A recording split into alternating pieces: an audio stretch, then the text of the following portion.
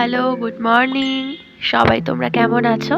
আশা করছি সবাই খুব ভালো আছো। দেখো, সকাল সকাল ছাদে এসেই দেখলাম আমার বাগানে কি সুন্দর সুন্দর কয়েকটা পর্তুলিকা ফুটেছে।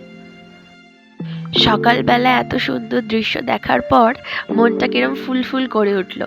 তাই চলে গেলুম ফুল গাছের সন্ধানে।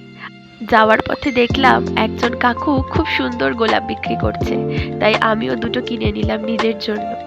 যাওয়ার পথে একটু মায়ের দর্শন করে নিলাম।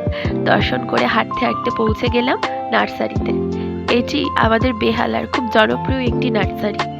নার্সারিতে গিয়েই আগে অপূর্ব সুন্দর এই ফুলগুলোর ছবি তুলে নিলাম, যাতে তোমাদের সাথে শেয়ার করতে পারি।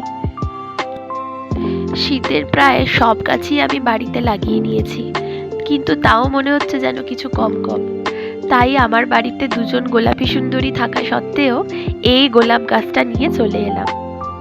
গাছটা বাড়ি নিয়ে চলে আসার পর সেদিনকে আর প্লান্টিং করা হয়নি, করলাম তার পরের দিনকে, কারণ শরীরটা একদম ভালো লাগছে না।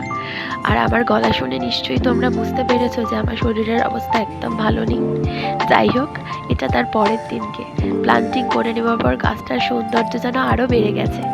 আমার বাড়িতে আরও অনেক সুন্দর সুন্দর ফুল গাছ আছে, সেটার ব্লগ নিয়ে খুব তাড়াতাড়ি আসছি। ততক্ষণ টাটা।